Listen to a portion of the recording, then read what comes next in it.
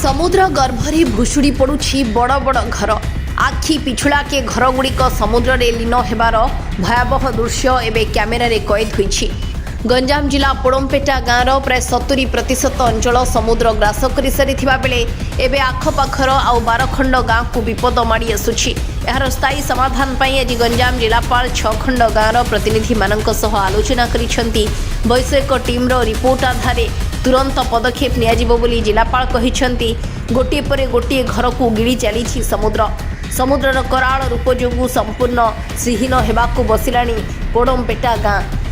आम बर्तमान आज 6 खंड ग्रामर समस्त ग्रामवासी मिसी 300 रु ऊर्ध्व लोक आम कलेक्टर ऑफिस को आसलु जहाँकि आम गुहारी करने को आसलु जे वर्तमान समुद्र जो प्रकार कूल खाई खाई आसूची मात्र आउ 10 मीटर दूरतार अच्छी जो ढेपड़ा से ढेपड़ा को खाईदेले से कंटियागढ़ गाँ भितर पानी पशिଯିव एवं कंटियागढ़ रे पानी पशिला माने सेठारे खटुआकुदा नीलगिरिपुर मयूरपदा गोखरुकुदा एपरि पालीबंध पंचायतर 12 खंड ग्राम एवं ता सहित नेशनल हाईवे को पानी लागिजिव जहाँ फल एबठू जदि सरकार एवं प्रशासन जदि सतर्कता अवलंबन करी आमको किसी सुरक्षा न देबे ताहले आगामी दिन में एते धन जीवन एवं जीविका क्षयक्षति हम ताहा आउ किछि से माने चाहिए भी आउ किछि करि परिबे नाही। कंटियागढ़ खटुआकुदी कंटियागढ़ पोड़मपेटा नीलगिरिपुर एमती 6टा गाँ सहित आउरी 50 खंड गाँ आक्रांत हेबे। तेणु जो भयभीत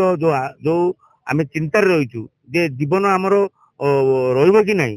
तेणु काली आज राति भी कौन हम कहि परिबेनी मात्र आउ 5-10 मीटर गला परे निश्चित समुद्र कंटियागढ़ भितर पशिबो एवं 10 खंड गाँ निश्चित समुद्र भितर विलीन होइजो। ए कथा आम आज जिलापाल सहित आलोचना कलु।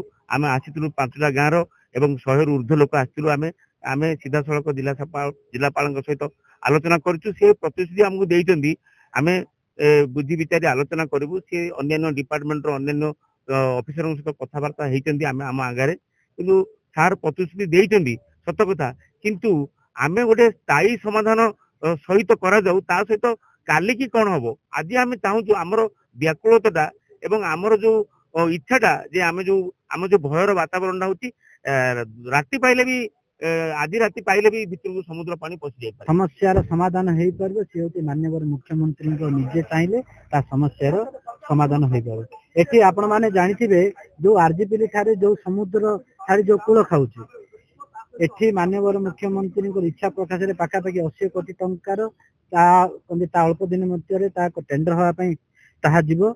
एथि मध्य आपण मैंने देखते कौन पोड़मपेटा गाँ जो पोड़मपेटा गाँव जो कूल खाऊची ए कथा आम कौन माननीय मुख्यमंत्री को भी एक चिठी लिखिचु। एठी आम जिलापाल को भी आसी कौन आम अनुरोध करूँ। गत किछि दिन मध्य गाँवर 10 रु अधिक घर समुद्र रे मिसी जाइथिबा बेले आज पुणी किछि घर भांगी रुजी निश्चिन्न हो जाइछि। आगको अन्य गाँ गुड़िक प्रति विपद थिबारु ग्रामवासी एबे आतंकित अवस्था अछंती।